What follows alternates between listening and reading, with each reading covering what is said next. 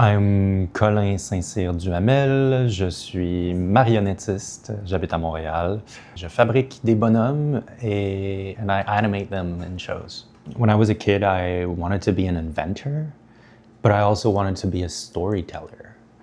And those were like two things that I kept doing. I would have so much fun building mechanisms with my Lego set and on the other hand, telling stories to the other kids at school to the point where they would chase me down the halls to know what happened next. And yeah, I was lucky enough that I found the job that combines both the inventor and the storyteller. Ouais, ça c'est une photo de moi puis mon père. Je devais avoir probablement autour de 4 ans, 3-4 ans là-dessus.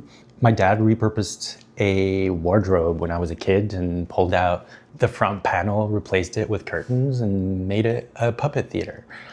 And I completely forgot about that until I was like in my 20s, had become a puppeteer, and found this in a family album. And I was like, whoa, I go way back.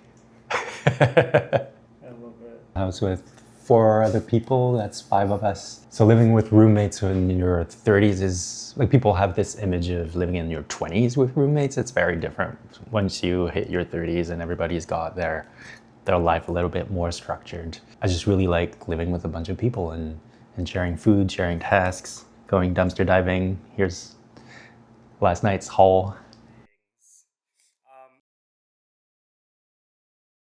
So I used to have a workshop in Montreal. La hausse des loyers et tout, on a fini par se faire évincer pour des raisons aussi de cohabitation avec le voisinage, tout ça.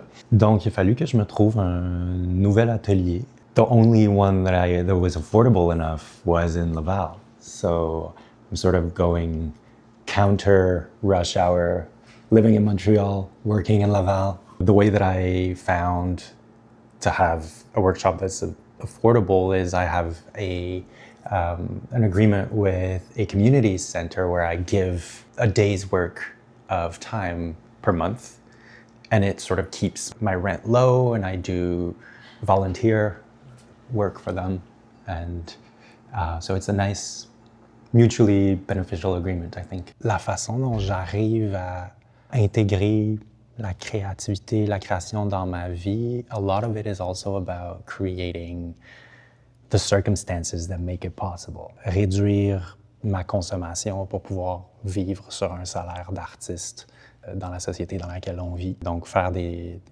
choix dans une forme de simplicité, quand même de vivre à plusieurs, ça fait partie de ça. It's all about making it possible to live my life as an artist. And that's also including all the business decisions that we have to take about like self-promotion and how to make it sustainable for both us as people so that we don't burn out, but also sustainable for the planet and how we integrate into society. So I have my character here, this little guy, needs a moving mouth. So in order to get that action, what I need is to come up with a trigger that's going to activate the action.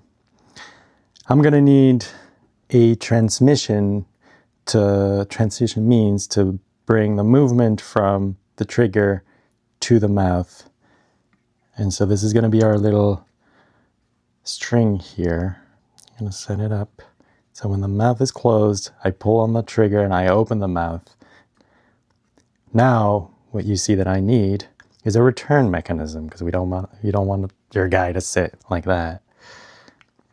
And so I'm going to use this elastic here on the anchor point. And now I can operate the mechanism however I want. And ideally you want a stopper so that the mouth doesn't go inward like this. And so I create a stopper point. That's Mechanism Design 101. The action, the trigger, transmission, return mechanism, and the stopper. Je veux que les gens, en sortant d'un spectacle sur lequel j'ai travaillé, voient la possibilité pour eux aussi de créer ou ou voient l'accessibilité de cette créativité-là, en fait.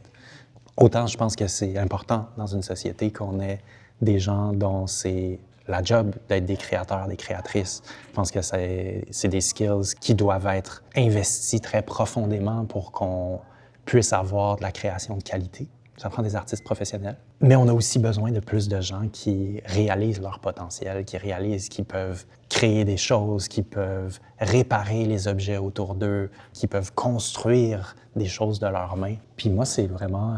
c'est un de mes moments de plus grande satisfaction. C'est aussi de partager ces hard skills-là, ces savoir-faire manuels.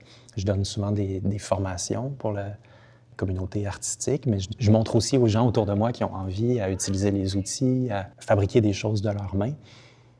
Puis pour moi, ça fait vraiment partie de l'expérience humaine, de les utiliser, ces 10 doigts-là, puis notre fameux pouce préhenseur, puis build stuff.